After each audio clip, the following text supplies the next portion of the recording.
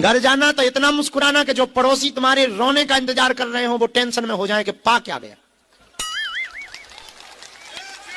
और वो दिखे तो और हंसना, ऐसे हाथ हिलाएला, वाह वाह बाबा वाह। तो वो भी ऊपर देखे कि क्या है भाई। तो जैसे ही वो देखने लगे तो तुम अंदर आके चाय रखना, भले ही शक्कर ना हो घर में, पर चाय ऐसी पीना और चिल्ला के कहना, अरे नकटू बड़ी मीठी कर दी चाय। ऐसे चाय पीना दरवाजे पर, सिप सिप करके पीना, ताकि पड़ोसी इस टेंशन में रहे कि आखिर ये गया कहां था और पा क्या गया। और कोई छोटा मोटा काम हो जाए तो थोड़ा डांस कर देना, पर करना दरवाजे पे जब पड़ोसी हो तब।